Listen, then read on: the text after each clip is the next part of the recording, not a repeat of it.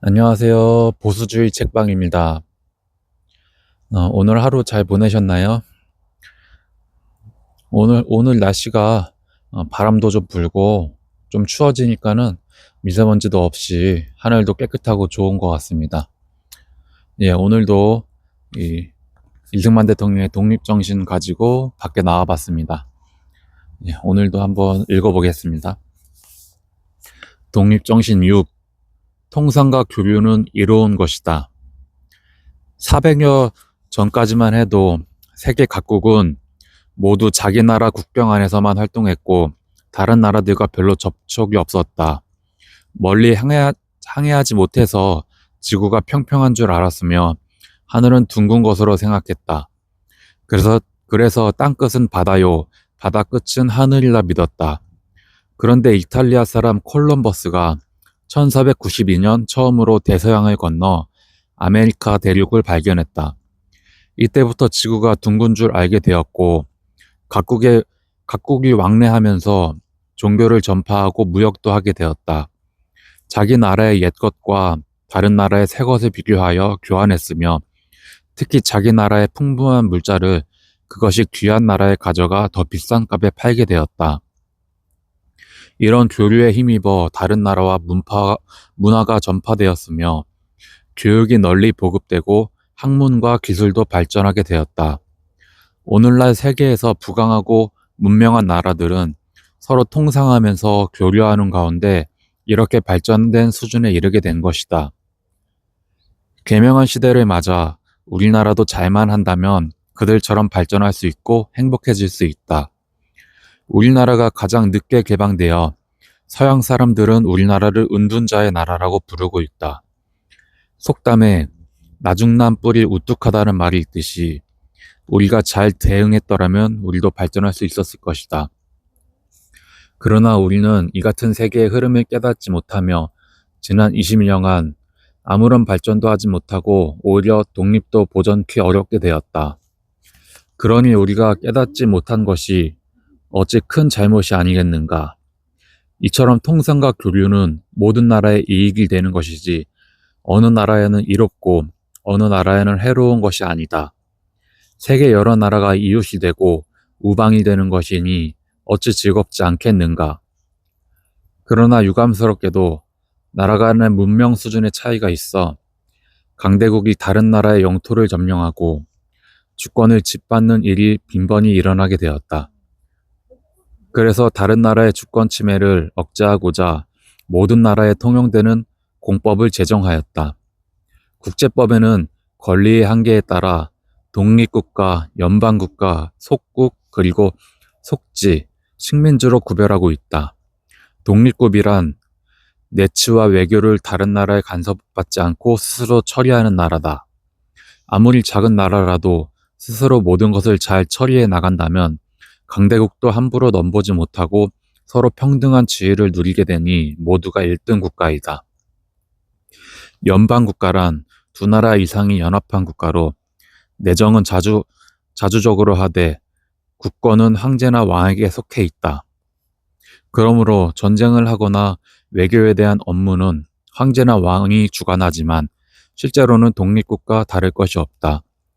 속국은 명목상 주권을 유지하고 있는 경우이며 속지는 주권을 상실하고 다른 나라의 한 지방처럼 되어 점령국에서 총독을 보내 다스리는 지역을 말한다. 식민지는 나라 이름이 있든 없든 다른 나라에 복속되어 외교와 내치를 점령국이 마음대로 한다.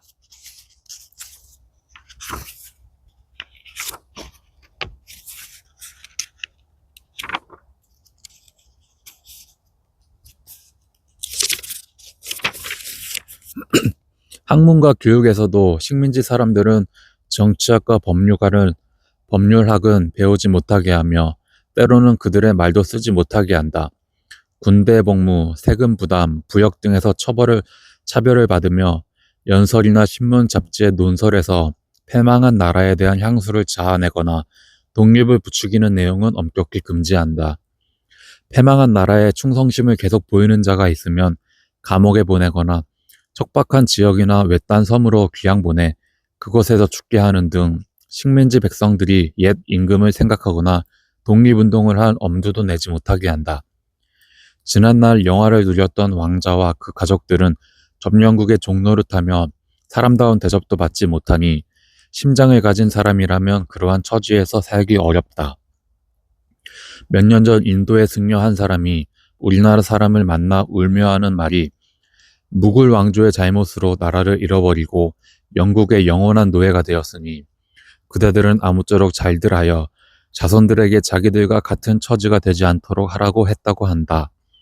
나라가 한번 잘못되면 후손들에게 두고두고 원망받게 된다는 것을 인도를 통해 알 수 있다. 폴란드는 300여 년 전 부강했던 나라였다.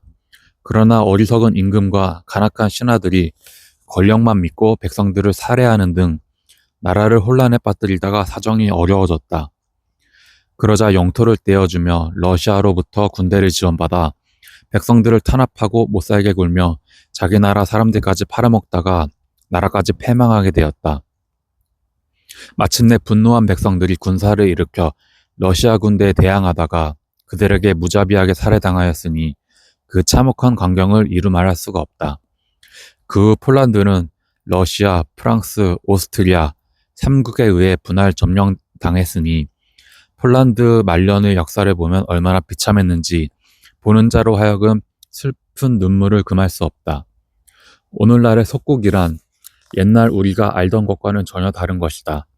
과거 우리나라는 중국의 연호를 쓰고 소위 조공이라고 하여 매년 약간의 물품이나 보냈을 뿐이며 그 외에는 중국으로부터 아무런 간섭도 받은 바 없어 자주 독립국과 다른 점이 없었다.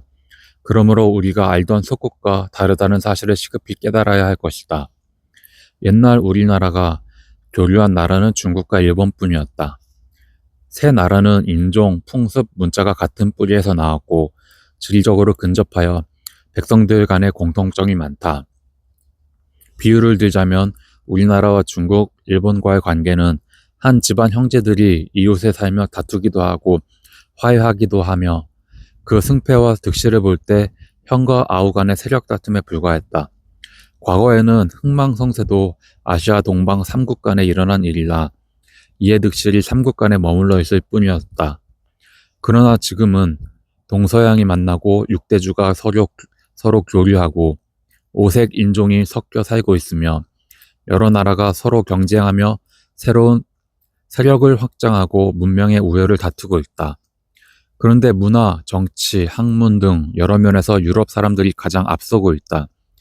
그들의 힘이 바닷물 밀려오듯 동양으로 뻗어오고 있으니 정신 차리지 않으면 살아남기 어려우며 나라를 잃어버린 후에는 회복하기도 어렵다. 외국 사람들이 우리나라에 해를 끼치거나 무엇을 빼앗으러 오는 것이 아니다. 통상하고 교류하여 서로 이롭게 하고자 하는 것이니 그들을 막을 수 없고 막을 이유도 없다. 우리는 이것을 깨닫고 옛날보다 몇 배 더 열심히 일하여 그들이 하는 것을 배우고 본떠서 그로부터 이익을 얻어 그들처럼 되어야 할 것이다.